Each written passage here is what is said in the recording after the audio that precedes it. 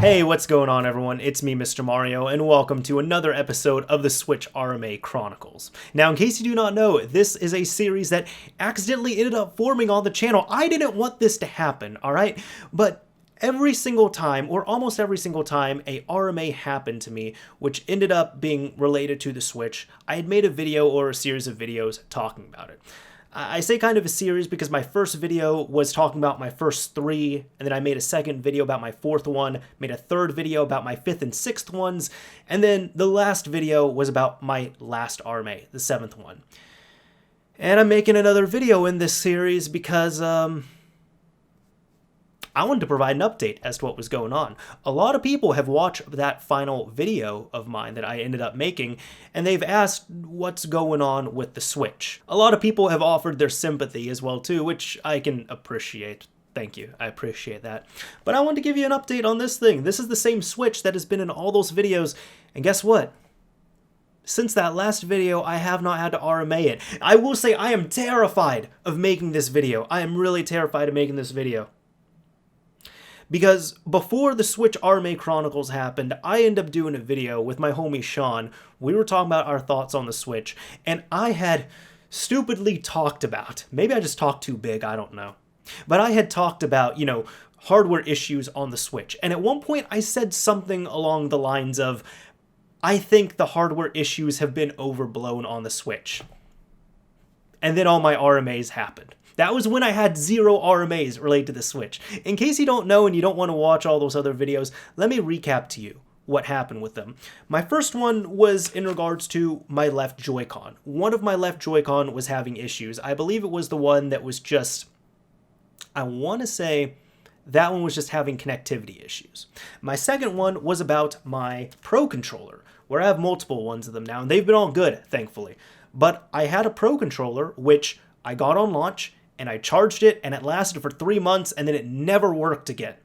So I got that one RMA'd. My third one was about the left Joy-Con again. Now I had 2 pairs of Joy-Con at that point, and because they were the same color, I couldn't tell if it was the one I already sent in, or another one, because they also seemed to be in about the same condition, but I was having issues with that as well too. I don't remember the issue, but I just remember that was it. My fourth one, now we're actually starting to get into the Switch itself. It was about the console right here. And what happened with the Switch was at one point I had a super crazy case for it, where you were like kind of burying it in the case as well too.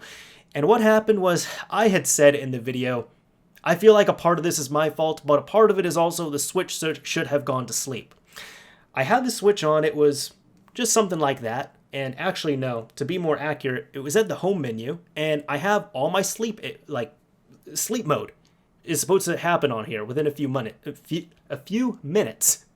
And what happened was I took the Switch and I just placed it into the case, and I said, oh yeah, it would turn off in like 30 seconds. And didn't turn off, and I didn't realize it until like 3 hours later. And when I took it out, I kid you not, part of the thing was super hot and it could not breathe. So I took it out, all of a sudden all this hot air starts coming out. And it is like screaming for the sweet release of death. That is how fast the fan was running. And my screen cover here, not just like the protective cover, but the actual screen cover itself was popped off. It had physically removed itself from the system. And that absolutely terrified me. So I ended up explaining this to Nintendo. I don't know exactly what they did, but they ended up putting a whole new casing on here at minimum, and I'm not sure what else they did. Maybe they changed the battery, I'm not sure, but I didn't open it up myself. So that ended up happening. That was terrifying.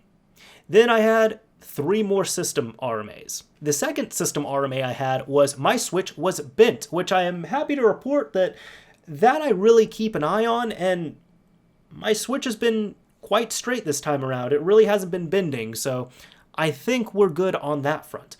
But my system had bent, and this was a very common issue with tons and tons of systems out there. And I remember when I called Nintendo, I was actually good on them. I was actually outside of my warranty funny enough, I was outside my warranty for the Pro controller, and they ended up honoring it. And then on this system here, when I had to RMA it for it being bent, they were going to charge me for it, I believe. And I said, well, if you all aren't going to resolve this, I kind of just want to take it apart and change out everything myself. And they ended up honoring that for free. They said, you know what, you can send it to us. It's all good. We understand. And I think I even kind of asked about that too, because I said, hey, if you can do this for free, awesome. If not, I'm just going to do it myself. And I don't think they want anybody opening up their Switches. And plus, it was only like a week. It was shortly after the warranty had expired. So that was all good. Now, the funny thing was, I sent it to Nintendo and I got it back, and I saw that no changes had been done to it. It was the exact same as before, maybe a little bit cleaner. And the notes that came in it, like the repair notes, didn't highlight anything in particular. It was extremely miscellaneous. So they had to end up escalating this because I called them. I had to give them some more detail. I sent it back. All I know is they at least gave me another new casing at that point. So that was cool. And then the final RMA that I had to do was one of my speakers was blown. And at that point, I remember I was just like, really? Like, just, this is so little, I don't even know if I want to send this in. And I kind of sat on it, and then I sat on it long enough that it went after the warranty period. So we had kind of the same song and dance there, and I had talked with them about it, with Nintendo when I'm talking about them. And they were going to charge, and again, it was one of those things where I said, if you're going to charge me for an RMA, I'd rather just fix it myself. And they were nice enough to honor it. So they honored that one as well too. So some people have brought that up and they said, well, you've RMA'd your Switch so many times. How much money have you spent on them? I've spent nothing on RMAs because every time, like paper, I've already paid for. Ink, I already paid for. The boxes that I have to send these things in, normally, I just send them back in an Amazon box that I have sitting around here. So I've spent nothing on stuff to specifically get my Switches and the accessories out there, but I have lost time with my Switch. The fifth one was especially annoying because, again, I was really looking forward to getting my Switch back. I got it back, saw nothing happen. It had to go right back to Nintendo. So that was real fun. But I did want to give you all an update. It has been well over a year, and even when I made my final video talking about it, I had made sure, because I wanted to see if anything else was going to happen, I had recorded that video, the process of it, my 7th RMA, and I sat on that video for a few months at least. And then when I officially released it, at that point, I did that because I was able to say, like when people were saying, oh, you just got it back, so you're probably going to run into an issue. I said, no, actually, I've had this Switch for 2, 3, 4 months, and it's been fine. I know the video was just released, but it's a few months old because that's when the, actual footage was recorded. So I said, it's been fine. I'm really hoping this is the last one. And so far it has been. Thankfully. So that's just kind of my update on here. I'm trying to think of any other issues I ran into. Funny enough, I ran into one issue, which you would think maybe it might be Joy-Con drift or something. Here's the thing. I have 3 pairs of Joy-Cons for my Switches, and none of them have developed the Joy-Con drift. And some people might say maybe you just don't play your Switch enough. I don't know. Maybe I don't. But here's the thing. I have also seen, for example, my younger brothers, they have a Switch. They actually have a launch Switch. They've put hundreds of hours into it, maybe 400 or 500 hours, and they're just now experiencing Joy-Con drift. While as I've seen reports, for example, the Switch Lite, which this is terrifying because it's one body, you can't just take off the Joy-Con like you can on these things here. There's been people who, they got the Switch Lite, and they end up putting 20, maybe 30 hours onto it, and all of a sudden they have Joy-Con drift. Now, granted, these are kind of newer Joy-Cons. These ones are about a year old because I end up getting them with Super Mario Party. My other ones I've really kind of put to the wayside because these ones just seem to feel sturdier and seem to be of nicer quality. But mind you, the Joy-Con drift issue seems to still be an issue among all Joy-Cons, and it seems to be, I don't know, even on the Switch as well too. The Switch Lite is what I'm saying. So here's one tip I can give if you're experiencing Joy-Con drift or you're going to experience it. From what I know, it has not been fixed. If you don't experience it now, your Joy-Cons are going to experience it eventually. And there's actually a class action lawsuit that is pending for this as well too. So because of that, Nintendo is actually fixing up Joy-Con drift for free. It doesn't matter how long you've had the Joy-Cons for, if they're in or out of warranty, no questions asked. I'm sure if you run, I haven't done it personally, but if you run through the troubleshooting steps with them, they will repair your Joy-Cons for free if they are experiencing the drift. So if you experience the drift, unless you want to do it for fun, don't repair it yourself. Have Nintendo do it, because that way it's going to be free. That's what I can recommend. But that's the funny thing. Out of all the issues I've run into, especially the Joy-Con ones and the one I might talk about here, which I will, I haven't run into the Joy-Con drift issue. Who knows? Maybe I will at this point. I have no idea. Maybe I'll make a video on that. Screw it, I will make a video on it. That'll be funny. But the one issue I ran into, which is funny because I wanted to make this issue today, like this video today, and today of all days, this ended up happening. I had my Switch with me, and I was just moving from one room to another room. So I ended up turning it off. I took off my Joy-Con. I, of course, removed them from the Switch. I went to another room. And then when I put the Joy-Con on my Switch, the right one was completely unresponsive. I was looking in the settings. It wasn't showing up. I tried rebooting the Switch. I tried taking it in and out of sleep mode. I tried kind of cleaning this thing a little bit, cleaning the contacts, putting them back in. Nothing was working.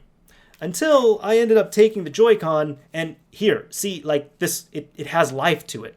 It didn't even have any life to it. It didn't have any life until I actually synced it up. And it was fully charged. This is a fully charged battery, mind you, so it wasn't a battery issue. Then at that point, when I pressed the sync button, all of a sudden it seemed to work. That gave me a little bit of a heart attack, especially because of the coincidence where it happened today, and I haven't had any issues with these. But thankfully, it's not a big enough issue to RMA it. So at this point, it's been well over a year. And I think everything is okay. I'm really hoping so, because I don't want to wear 8 hats. As you can see, I'm just wearing 1 hat, but I don't want to wear 8 hats. That was the thing. I was wearing a hat for every single RMA that was going on here. I don't want to do that again. That gets really hot, okay? That gets really hot. And I guess for the last thing here, as for care of the system, I feel like I take pretty good care of my systems, of my electronics, of all this, which has been extremely frustrating, again, that I've been having so many issues with the Switch. And I talked about this in a previous video where I said my PSP that I have had since, 2007 or so, I really haven't had any issues with that outside of the ones that I have caused, which are more firmware related, which was with me experimenting with it. So I wouldn't even count that. And I was saying, am I getting a fluke Switch? Or is it just not built as well as something from well over 10 years ago? That I still don't know, but I'm hoping we are good at this point. But I still bring my Switch around with me. I still travel with it as well, too. I think right after I got it RMA'd, right after I got the Switch back, I took it up to Seattle. I was playing it up there as well, too. I've had it in different cases. I bring it around with me. And even, funny enough, this will be the last thing I mention here. Funny enough, when I had mentioned to a couple friends of mine that I had the speaker issue, one of them was saying, dude, you got to stop bringing your Switch with you. Like, I understand you like bringing it with you to places or you like taking it to work. You got to just leave that thing at home. And I said, I was like, no, I don't want to do that. Because the whole point of the Switch is you can switch between it being on your screen, like being a at-home console, or being in handheld mode. That's the whole point of it. And I'm like, if this is such a big issue to the point where I can only get half utilization out of the system, where I can only use it as a at-home console, as opposed to bringing it around with me because it's just going to break if I sneeze at it or look at it in a certain way, no, I refuse to believe that. So again, I really haven't changed the way I use the Switch. I'm still just as careful with it. I bring it around with me. It's been well over a year, and hopefully there's been no issues with it so far. I hope that same thing still remains going into 2020, 2021, because I do love the Switch. I'm tired of RMAing it, and I haven't had to do that for well over a year. But if it has to happen, and if push comes to shove, and for some reason I do have to get another Switch, or I have to repair this one, I'm probably just going to do the repairs myself.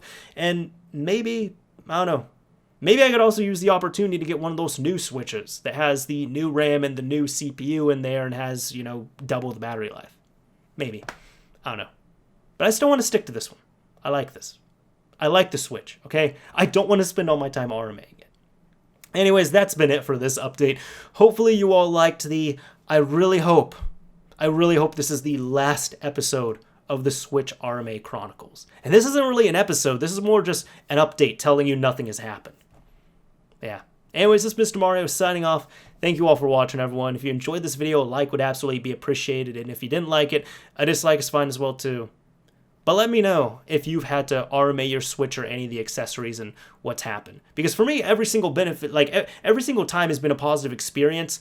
Maybe the only lackluster one was when literally nothing happened to the Switch. But aside from that, Nintendo's always been on point with their support. Anyways, signing off for real this time. Later, everyone.